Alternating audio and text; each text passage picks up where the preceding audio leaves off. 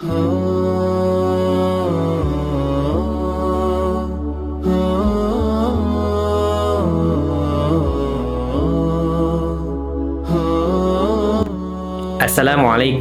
warahmatullahi wabarakatuh.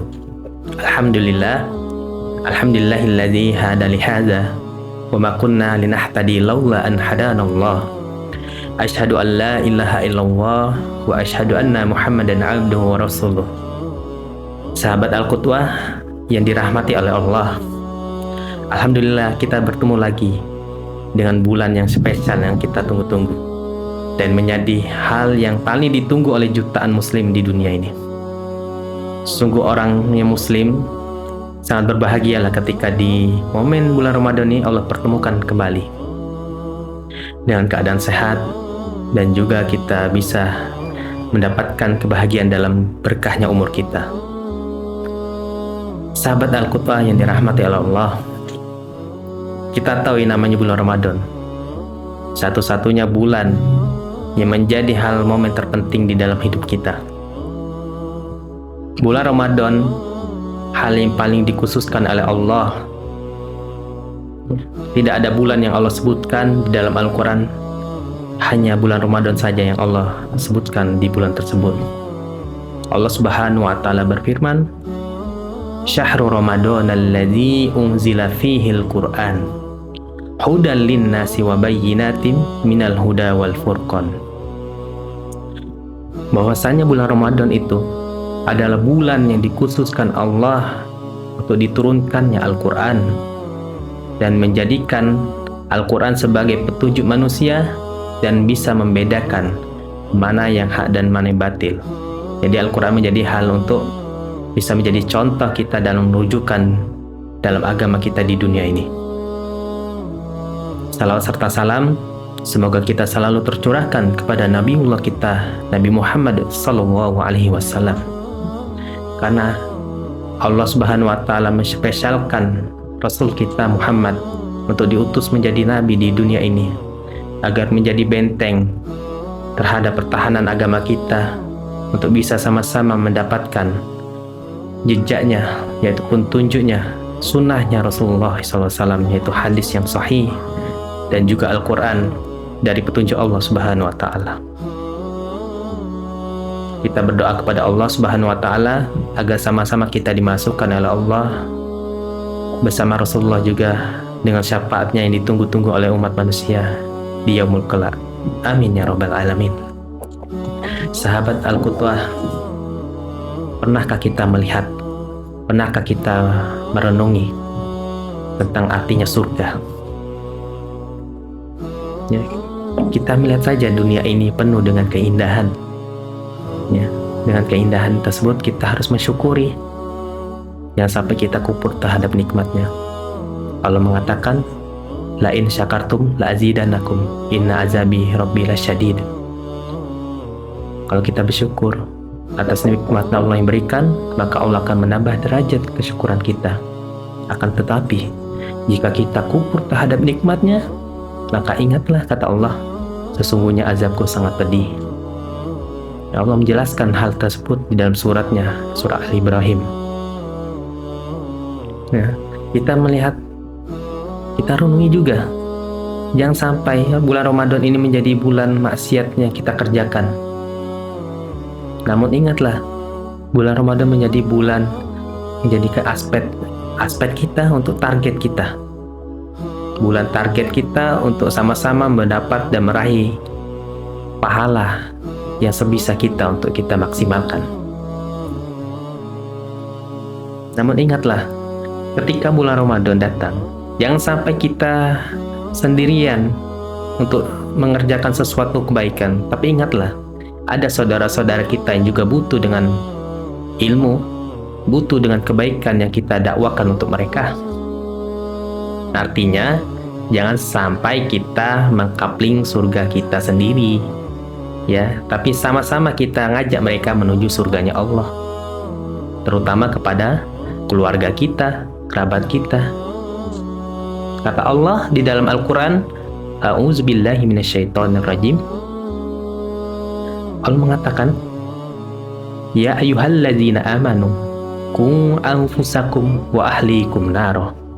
Wahai orang-orang yang beriman, jagalah diri kalian dan juga keluarga kalian dari azab api neraka. Ayat ini mengkhususkan untuk teguran bagaimana kita jangan hanya sendirian mendakwahi diri kita, akan tetapi kita lalai untuk mendakwakan keluarga kita untuk menuju surganya Allah. Kita melihat kisah-kisah para nabi. Ketika Nabi Nuh alaihissalam mendakwakan anak dan istrinya, namun apa? Allah mentakdirkan mereka menuju nerakanya Allah. Dan juga sebaliknya, ketika Fir'aun bersama istrinya, akhirnya apa? Fir'aun yang tidak beriman kepada Allah dan dimasukkan ke dalam neraka, akan tetapi istrinya dengan keimanan mendakwakan suaminya dan dia dimasukkan oleh Allah Subhanahu wa taala ke dalam surga. Itulah Allah Maha kebaikan yang diberikan oleh Allah Subhanahu wa taala bisa membolak-balikan hati manusia.